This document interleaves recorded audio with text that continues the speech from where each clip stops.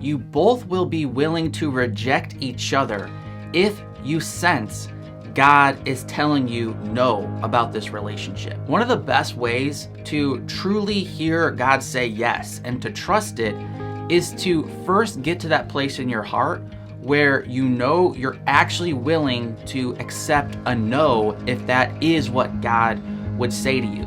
Because if you don't lay the foundation like that and you know deep in your heart you're not willing to hear a no from God, even when God does say yes, you end up doubting that yes and wondering, is this just me? Am I just hearing my own voice because that's what I want to hear so bad? So you have to first be willing to accept that no to be able to trust that God is truly saying yes. This is really similar to the process that God took Abraham through in Genesis 22. After Abraham was willing to sacrifice Isaac, but God didn't make him do that, then God said to him, "For now I know that you fear God, seeing you have not withheld your son, your only son, from me." To really appreciate what God is doing here, I think it's also helpful to remember what the scriptures say about how God is all-knowing. So in one sense, God already knew that Abraham was going to pass this test, that he would put God first.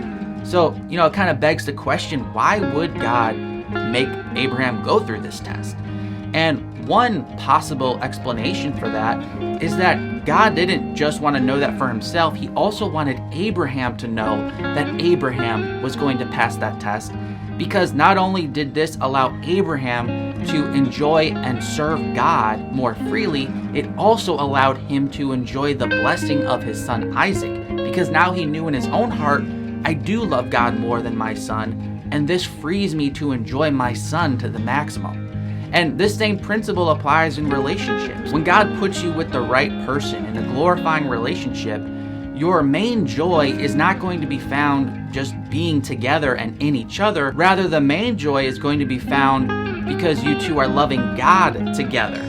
The joy you find in each other is going to ultimately be expressed in the love that you both have for God and that partnership that you can experience together as you enjoy Him. So if you know you both are willing to say no to each other, if that is what God would say to you, that's actually a good sign that God's leading you to actually be together.